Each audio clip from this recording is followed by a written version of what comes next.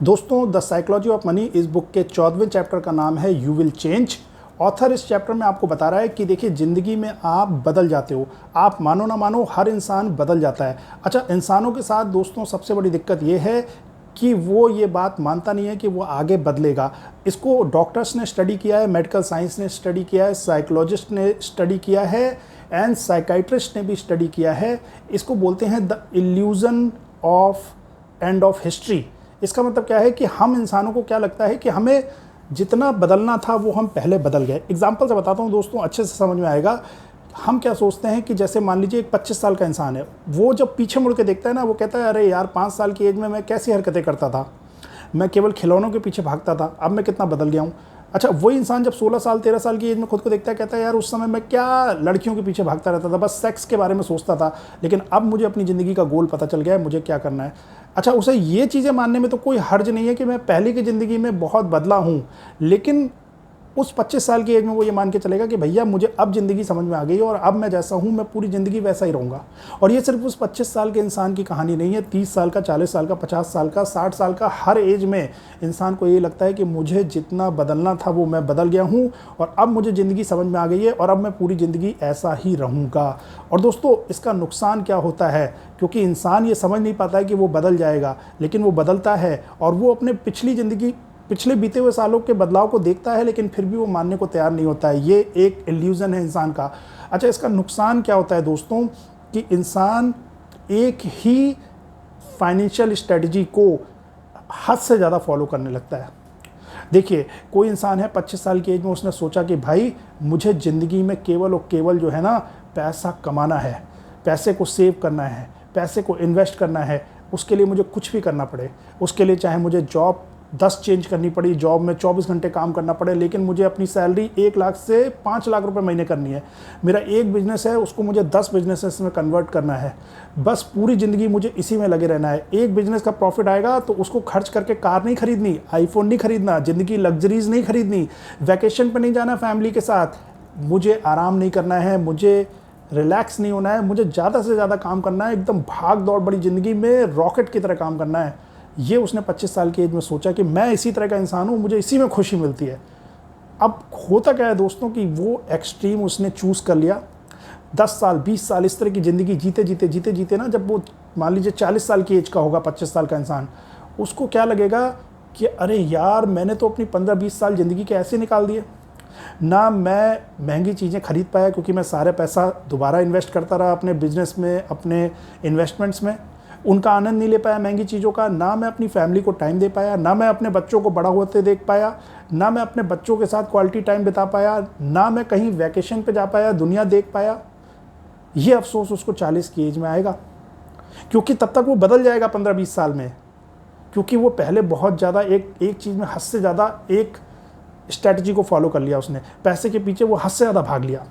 अच्छा, दूसरा इसी तरीके से दोस्तों, एक ऐसा इंसान जो कि 20 साल की एज में सोच रहा था भैया अब मुझे ना कुछ पढ़ाई करनी है, ना मुझे पैसा कमाने में इंटरेस्ट है, मैं तो भैया जो रूखा सूखा मिलता है मैं उसी में खुश हूँ, मेरे को टेंशन नहीं चाहिए, मुझे जो है भैया किसी की नौकरी नहीं करनी है, मुझे रिस्क नहीं लेना है, मैं रात में चैन से सोना चाहता हूँ, मैं अपना मालिक खुद बनना चाहता हूँ, मैं जब चाहूँ उठूँ, जब चाहूँ सोऊँ, कोई मुझ पर हुक्म ना चलाए, कहीं मुझे टेंशन ना हो कि मेरे स्टॉक का क्या होगा, मेरे बिज़नेस का क्या होगा, मुझे मेहनत नहीं करनी है और मैं ऐसी मस्त मौला ज़िंदगी जीता हूँ और मुझे इसी में मज़ा आता है। बहुत से ऐसे लोग आपको अपने आसपास मिल जाएंगे, मुझे बस दारू पीनी है, सिगरेट पीनी है, एंजॉय करना है, अगर बाप दादा का पैसा है तो उसको उड़ा लूँगा और नहीं है तो जितना पैसा है उतने में संतुष्ट हूँ मैं, मेरे को कोई दिक्कत नहीं है। ऐसी सोच करके भी इंसान कई साल निकाल देता है।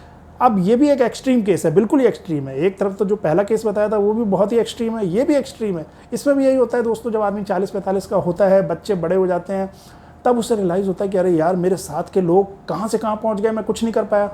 मेरे साथ के लोगों ने बच्चों के लिए कितना कुछ करके छोड़ दिया, मेरे बच्चे मुझे गाली दे रहे हैं, मैं कुछ उनके लिए सेट करके नहीं जा पा रहा हूँ, कुछ छोड़ के नहीं जा पा रहा हूँ। और बच्चों को छोड़ो, अपने ही बुढ़ापे के लिए मैंने कुछ नहीं बचाया है। बुढ़ापे में जब मेरा शरीर काम नहीं करेगा तो मैं क्या करूँगा, मैंने कुछ सेव ही नहीं किया, मैं तो बस एंजॉय करता रहा, जितना थोड़ा बहुत आ रहा था वो एंजॉय करके उड़ाता रहा। फिर उसे बहुत डर लगना शुरू होता है।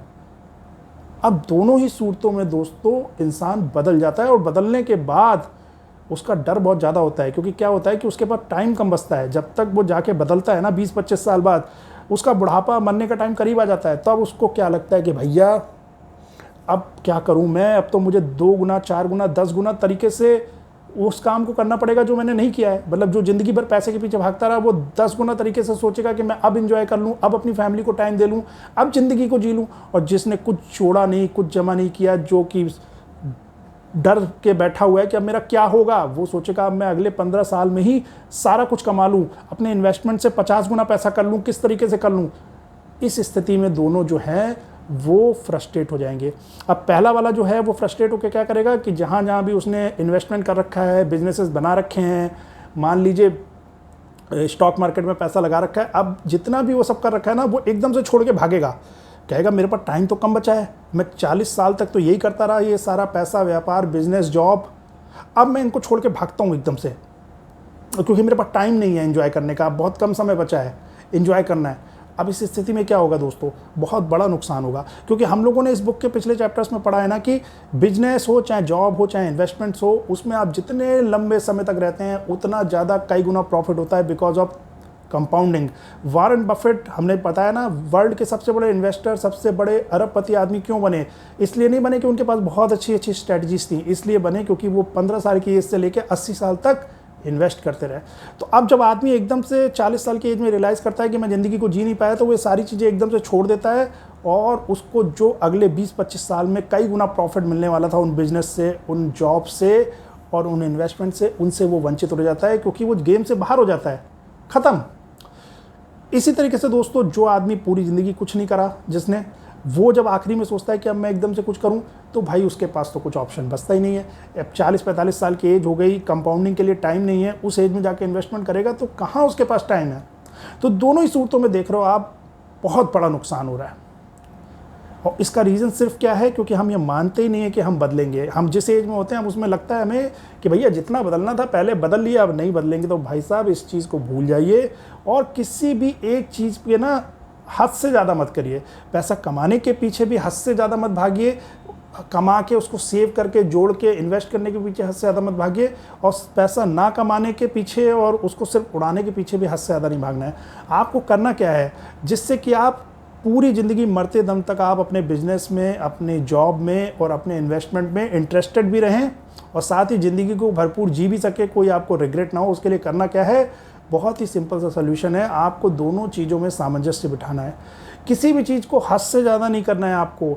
आप जब बिजनेस में पैसा लगा रहे हैं, पैसा कमा रहे हैं, इन्वेस्टमेंट में भी पैसा लगाइए, जॉब से भी पैसा कमाइए, जॉब में भी खूब मेहनत कीजिए। 2 लाख की सैलरी को 10 लाख रुपए महीने करिए, आप प्रमोशन लीजिए, CEO बनिए, बिजनेस को 1 से 10 बिजनेस बनाइए, आप सब कुछ करिए, पर साथ ही साथ आप अपने लिए टाइम भी निकालिए, अपनी फैमिली के लिए टाइम निकालिए। कुछ पैसा इन्वेस्ट ना करके उसको खर्च भी करिए, महंगी गाड़ी लीजिए, महंगा फ़ोन लीजिए। ये चीज़ें आपको थोड़ा थोड़ा मॉडरेट लेवल में करनी है, बहुत ज़्यादा हद से ज़्यादा नहीं करनी है, थोड़ी थोड़ी करनी है।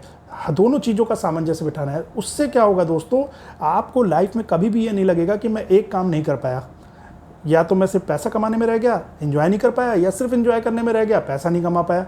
इन दोनों चीज़ों का सामंजस्य आप बना के चलोगे तो आप क्या है कि पूरी ज़िंदगी आप अपना इन्वेस्टमेंट करते रहोगे, बिजनेस करते रहोगे, आप पूरी ज़िंदगी अपनी जॉब भी कर पाओगे, लंबे समय तक टिके रहोगे आप फाइनेंशियल मार्केट में। फाइनेंशियल जो आपकी स्ट्रैटेजी है वो पूरी ज़िंदगी चलती रहेगी, क्योंकि आप साथ में एंजॉय भी कर रहे हो।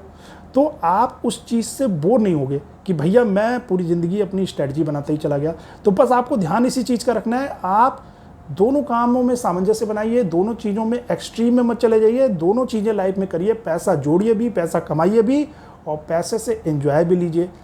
बीच बीच में क्या है कि आप सारा अपना काम धंधा छोड़ के थोड़े दिनों का ब्रेक भी ले सकते हैं, बीच बीच में लेते रहिए, जिससे कि आपको ये फील ना हो कि आपने कभी ब्रेक नहीं लिया।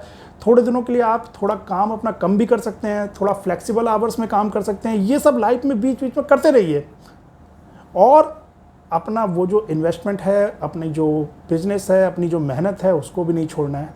तो इन दोनों चीज़ों को साथ में करके देखिए दोस्तों, आप ज़िंदगी भर अपने फाइनेंशियल प्लानिंग पे काम कर पाएंगे, मरते दम तक काम कर पाएंगे, और इतने लंबे समय तक काम करने की वजह से आप करोड़ों अरबों रुपए कमाएंगे। इस बात की गारंटी है दोस्तों।